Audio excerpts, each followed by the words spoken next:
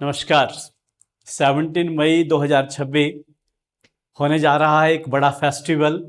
एक ऐसा फेस्टिवल जिसका इंतजार बच्चे पिछले 2 सालों से कर रहे थे, दिन रात मेहनत की थी और एक सपना संजोया है कि हम लोग भी आईआईटीज में जाके, इंडिया के टॉप इंस्टीट्यूशन में जाके पढ़ाई करेंगे। तो अब उस सपने को पूरा करने का टाइम आ चुका है।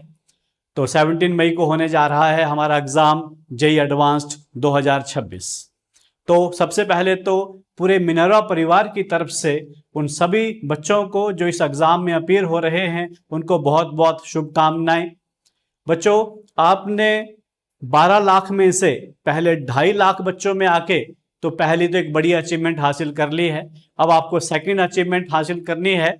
तो इसको पूरा करने के लिए आप लोगों ने जो मेहनत की है उसको अब रिजल्ट में कन्वर्ट करने का टाइम आया है।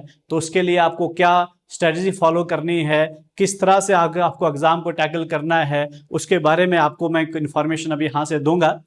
दुनिया के टफेस्ट एग्जामिनेशंस में से ये जेईई एडवांस्ड एक एग्जामिनेशन है और इस एग्जाम का टफनेस लेवल क्योंकि टॉप लेवल पे चलता है। पर मैं आपसे एक बड़ी साफ सी बात करना चाहता हूं कि ये एग्जाम टफ है, बट टफ इसलिए होगा अगर आपको पूरा क्वेश्चन पेपर सॉल्व करना है। जितने भी क्वेश्चन फिजिक्स, केमिस्ट्री, मैथ्स के आते हैं, अगर आपको कंप्लीट सॉल्व करने हैं तो मैं मानता हूं कि ये टफ है। लेकिन हमें पूरा नहीं सॉल्व करना है, हमें तो उतना सॉल्व करना है जिससे हम टॉप आईआईटी में अपनी सीट पक्की कर सके। तो उसके लिए हमारी क्या पॉलिसी रहनी चाहिए उसी के ऊपर मैं डिस्कशन करूंगा। इससे पहले कि मैं पॉलिसी के साथ आपको कुछ पॉइंट्स बताऊं तो पहले तो बताना चाहूंगा कि इस बार का जो एग्जामिनेशन है वो होने जा रहा है, कंडक्ट किया जाने वाला है आईआईटी रुड़की के द्वारा। तो आईआईटी रुड़की का माइंडसेट क्या है? उन्होंने 2019 में जो क्वेश्चन पेपर सेट किया, 2008 में क्वेश्चन पेपर सेट किया था, तो उनका क्या माइंडसेट है? तो चलो पहले सबसे पहले तो एग्जामिनर का माइंडसेट थोड़ा सा रीड करते हैं। तो मैं यहाँ पे आपको लेके चलता हूं कि रुड़की का जो फिंगरप्रिंट रहा है, उनकी जो सोच रही है, उसको थोड़ा उसके साथ रूबरू करवाना चाहूंगा मैं आपको। तो देखो, सबसे पहले डिसेप्टिव सिंप्लिसिटी। क्वेश्चन वो ऐसा सिलेक्ट करते हैं जिसकी फर्स्ट रीडिंग में आपको लगेगा कि क्वेश्चन सिंपल है, हाउएवर क्वेश्चन के अंदर कोई ना कोई ट्विस्ट होगा। तो आपको क्वेश्चन जब भी रीड करना है तो माइंड में लेके चलिए कि हल्का ट्विस्ट जरूर होगा क्वेश्चन के अंदर। तो अच्छे से रीड करिए क्वेश्चन को। मल्टी कंसेप्ट इंटीग्रेशन, ये तो आपको पता है आईआईटी की खूबी रही है जेईई एडवांस्ड की कि कंसेप्ट्स की मिक्सिंग करते हैं, कई चैप्टर को किसी चैप्टर के साथ मिक्सअप कर देते हैं। तो आपको माइंड ओपन रखना है, ये मान के नहीं चलना है कि ये पर्टिकुलर कंसेप्ट से सॉल्व होगा। तो आपको मल्टी कंसेप्ट का यूज करना पड़ेगा क्वेश्चन सॉल्व करने के लिए। उसके बाद है मैथमेटिक्स, कैलकुलेटिव रहता है, लेंथी रहता है, तो वहां पे क्वेश्चन सिलेक्शन मैटर करेगी। बैलेंस्ड केमिस्ट्री, सबको पता है आईआईटी में अगर जाना है तो केमिस्ट्री को स्ट्रांग करना होगा। तो केमिस्ट्री को जब आप स्ट्रांग करेंगे तो आपकी सीट आईआईटी में पक्की हो जाएगी। तो केमिस्ट्री को बिल्कुल भी लाइटली नहीं लेना है आप लोगों को। उसके बाद अगर हम पेपर का कंपोजिशन परसेंटेज में देखना चाहें तो आप देख सकते हैं कि जो इजी लेवल है वो 22% है। 22% वो लेवल है जिस बच्चे ने भी जेईई मेंस को क्वालिफाई करके एडवांस्ड में आया है वो सारे बच्चे इस 22% को अचीव कर सकते हैं। उसके बाद बात आती है मीडियम लेवल की। तो मीडियम लेवल 45% है। तो 45% कोर कॉन्सेप्ट जो होते हैं उनके ऊपर बेस्ड होता है। ऐसा नहीं है कि इसके लिए बहुत बहुत ही ब्रिलियंट माइंड चाहिए वही सॉल्व कर सकता है, तो ऐसा कुछ नहीं है। तो अगर आप इन दोनों को मिला लो तो ये 67% बनता है। और 67% मार्क्स किसी भी आईआईटी में एंट्री मारने के लिए सफिशिएंट होते हैं। तो इट मींस कि अगर आप इजी और मीडियम इसको भी कवर कर लेते हैं तो आप इजीली आईआईटी में एंट्री मार सकते हैं। उसके बाद हार्ड पार्ट रहता है 33%। तो 33% जो पार्ट है आपका, ये हार्ड साइड को है। ये वो पार्ट होता है जो फिर टॉपर्स बनने के लिए चाहिए, जो बिल्कुल टॉप आईआईटी में जाने के लिए चाहिए। तो यहां पे अगर आप ना भी पहुंच पाए कोई स्टूडेंट, तो ये जो ऊपर वाले 2 पार्ट हैं यहां से भी वो अच्छी आईआईटी पहुंच सकता है।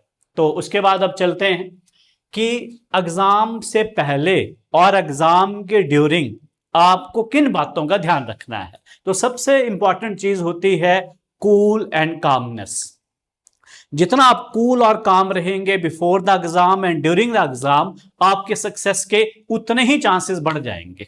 तो इसमें अगर हम बात करें कि जैसे आपका एग्जाम संडे को है, आज फ्राइडे है, कल का सैटरडे का दिन है, आप बेसिक कंसेप्ट्स को पूरा से अच्छे से रिवाइज करिए और अपने आप को बार बार बात करिए कि मेरी सीट आईआईटी में पक्का है, अगर मेरा नहीं होगा तो किसका होगा। दैट्स वाई आपको पहले अपने माइंड को ट्रेन करना है कि आपकी सिलेक्शन 100% श्योर है।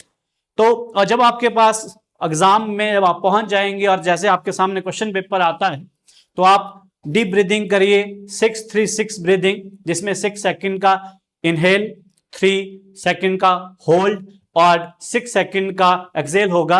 आप 2 मिनट के लिए इसको करिए सो दैट कि आपका जो भी आपका ब्लड प्रेशर है उसमें अगर कुछ इंक्रीज हुआ है, आपकी हार्ट बीट बढ़ी है, तो आप कंट्रोल कर सकें।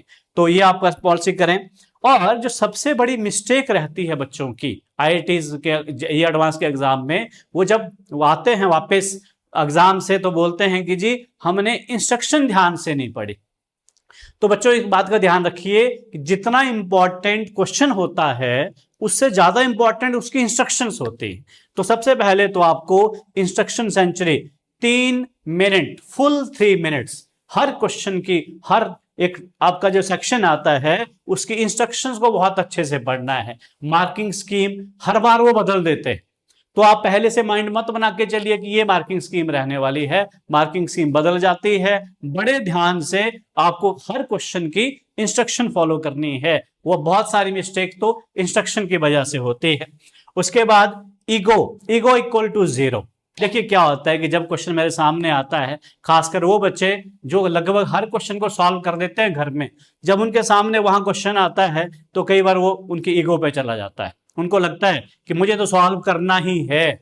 बच्चों जेईई एडवांस का जो क्वेश्चन पेपर होता है उसमें सॉल्व करना जितना इंपॉर्टेंट है उससे ज्यादा इंपॉर्टेंट होता है क्वेश्चन को लीव आउट करना। क्वेश्चन को पढ़ा, 1 या मिनट के अंदर आपको पता लग जाता है कि आपकी रेंज का है या रेंज से बाहर है। ईगो पे नहीं लेना है कि मुझे सॉल्व करना ही है, तो आप उस क्वेश्चन को 1 या 2 मिनट के अंदर अंदर छोड़ दीजिए। अगर आपकी रेंज से बाहर आ रहा है तो छोड़ दीजिए क्वेश्चन को, ईगो के ऊपर बिल्कुल ना लें। 2 मिनट के अंदर अंदर आपको क्वेश्चन स्किप कर देना है अगर आपकी रेंज से वो बाहर जा रहा है। अब बात आई कि एग्जाम के ड्यूरेशन में और क्या ध्यान रखना है। तो हमारे पास पॉलिसी है 3 पास मेथड। 3 पास मेथड क्या है? तो 3 पासेस में पहला पास है पास 1, scan and kill. Scan and kill में मतलब इसमें आपने 40 मिनट स्पेंड करने हैं। वो क्वेश्चन जो आपको पता है कि यार इसका तो मुझे कंसेप्ट क्लियर है, बिल्कुल पता है, वो क्वेश्चन आपको ढूंढने हैं। हर बार जब भी जेईई एडवांस्ड हुआ है तो ऐसे क्वेश्चन आए हैं जो कि इजी वाले पार्ट के होते हैं। तो सबसे पहले इजीएस्ट पोर्शन ढूंढ लो। लाइक केमिस्ट्री में इनऑर्गेनिक केमिस्ट्री पकड़ लीजिए, फिजिक्स में डायरेक्ट फिजिक्स फार्मूला के कुछ क्वेश्चन आते हैं उनको अटेम्प्ट करिए, मैथ्स में स्टैंडर्ड मैथमेटिक्स प्रॉपर्टीज के क्वेश्चन आएंगे। यहां से आपको कट ऑफ को सिक्योर कर लेना है। जो जेईई एडवांस के लिए कट ऑफ होता है उसको यही आपने पास 1 में क्लियर कर लेना है। उसके बाद बात आती है पास 2 की, द ग्राइंड। पास 2 में आपको 90 मिनट स्पेंड करने हैं। यहां आपको फोकस करना है कंसेप्चुअल फिजिक्स पे, ऑर्गेनिक के मैकेनिज्म पे। कैलकुलेशन जब भी करनी है तो स्लो करनी है। हैफर्ड मैनर में फास्ट करने में मिस्टेक्स हो जाती हैं, तो वो मिस्टेक्स आपको अवॉइड करनी है। तो ये आपका टाइम रहेगा, अच्छे से आप कैलकुलेशन करिए, थोड़ा सा स्लो करिए, क्योंकि कोई बहुत भागम भाग नहीं रहेगी इस एग्जाम के अंदर। उसके बाद आता है पास नंबर 3, द बोनस। अब ये वाला पार्ट आया जो हार्ड वाला पार्ट होता है, तो यहां पे आप लास्ट में जाइए, हार्ड वाले क्वेश्चंस को लास्ट में अटेम्प्ट करिए। ये वो है जहां से आप 2000 से ऊपर का रैंक जो है हासिल करेंगे। तो 2000 से अगर आपको रैंक और बेटर करना है तो लास्ट के 50 मिनट्स लेंदी मैथ्स क्वेश्चन, कॉम्प्लेक्स पैराग्राफ्स, उनके ऊपर आप स्पेंड कर सकते हैं। तो ये थी एग्जाम के ड्यूरेशन की पॉलिसी। उसके बाद मैं बात करना चाहूंगा कि जब पेपर 1 हो जाता है, 3 आवर्स एग्जॉस्ट हो जाता है बच्चा, तो उसकी हिम्मत नहीं बचती अगले वाले में अपीयर होने के लिए 3 आवर्स में। तो देखिए यहीं से तो मेंटल टफनेस चेक होती है। हमने मिनरल स्टडी सर्कल में बच्चों को 8 से 10 बार इस तरह के 6 आवर के एग्जाम करवाए, तो वो एग्जाम अभी रिसेंटली, तो वो एग्जाम से आपकी टफनेस लेवल बढ़ गई होगी। आपके अंदर वो हिम्मत होनी चाहिए कि मुझे अब 3 आवर्स और माइंड को, ब्रेन को एक्टिव स्टेट में रखना है। तो उसके लिए क्या आपको करना है, सबसे पहले तो जैसे आप एग्जाम से बाहर आए, no discussion of the paper 1, कोई डिस्कशन नहीं करनी, कोई आंसर की नहीं देखनी, कूल एंड काम होना है। बाहर आते ही आपको कुछ ना कुछ खाना है बस, लेकिन जो आप लंच में लेंगे that should be light, fruits ले लो, नट्स ले लो। लेकिन आपको जैसे एग्जाम कंप्लीट हुआ 2.5 आवर का ब्रेक है, तो इनिशियल 30 मिनट्स में आपको वो चीज कुछ ना कुछ जो है इनटेक कर लेना है। उसके बाद क्योंकि टाइम आपके पास काफी है, तो अगर आपके पास कहीं भी रेस्ट करने का प्रोविजन बनता है, चाहे अपनी गाड़ी में ही एसी ऑन करके प्रोविजन बनता है या कहीं पे रूम लेके बनता है, तो आप एक पावर नैप जरूर अरेंज करिए, फ्रेश करिए अपने आप को, खुद को समझाइए कि पेपर 2 में मैं और भी जो है वो क्रैक करूंगा, बहुत अच्छा करूंगा। तो पेपर 2 के लिए आप बिल्कुल फ्रेश होके जाने चाहिए, एनर्जी के साथ जाने चाहिए, और आपको ये पता होना चाहिए कि ये 3 आवर्स मैंने अगर और स्पेंड अच्छे से कर दिए तो मेरी आईआईटी में सीट सुनिश्चित हो जाएगी। तो बच्चों को फिर से अपने आप एनर्जी को चैनलाइज करना है और उसके लिए तैयार हो जाना है। लास्ट 30 मिनट्स आंखें बंद करके रिसेट योर ब्रेन, फ्रेश करिए अपने माइंड को और हाइड्रेट करिए। लगभग 15 मिनट पहले एग्जामिनेशन हॉल में जाके कूल एंड काम होके फिर से रेडी हो जाइए अगले चैलेंज के लिए। तो उसके बाद मैं बात करना चाहूंगा द ब्लेंडर्स, जो एग्जाम में बड़ी गलतियां होती हैं, और हर बार हम बच्चों से जब बात करते हैं एग्जाम के बाद, तो बच्चे जो कॉमन मिस्टेक्स बताते हैं वो है स्टिक फैक्टर।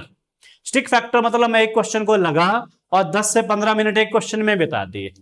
हमने आपको बोला 2 मिनट्स में आपको क्वेश्चन छोड़ना है, अगर सॉल्व हो रहा है that is okay, otherwise leave the question. तो आपको स्टिक फैक्टर एक क्वेश्चन पे 15-15 मिनट नहीं लगे रहना है। दूसरा, जैसे मैंने पहले बोला, मैं दोबारा रिपीट कर रहा हूं, इंस्ट्रक्शन ब्लाइंडनेस। हम कई बार इंस्ट्रक्शन को ओवरलुक कर देते हैं, सोचते हैं ये तो वही क्वेश्चन आया था, वही पैटर्न है, वही होगा, नहीं, वो चेंज हो जाता है। तो इंस्ट्रक्शंस को आपने ओवरलुक नहीं करना है। कैलकुलेशन हेस्ट, कई बार हम क्या करते हैं, बड़ा अच्छा कंसेप्ट लगाया होता है, अच्छे से कैलकुलेशन चल रही होती है, लेकिन एक पॉजिटिव साइन और नेगेटिव साइन की वजह से क्वेश्चन गलत हो जाता है। तो आपको यहां बिल्कुल एक्टिव रहना है और ऐसी कोई मिस्टेक आपके पास नहीं होनी चाहिए। तो ये एग्जामिनेशन के ब्लेंडर्स थे। कुछ एग्जाम के ड्यूरेशन में फास्ट अटेम्प्ट करने के लिए कुछ बातें मैं करना चाहूंगा। पहला है 80-20 रूल।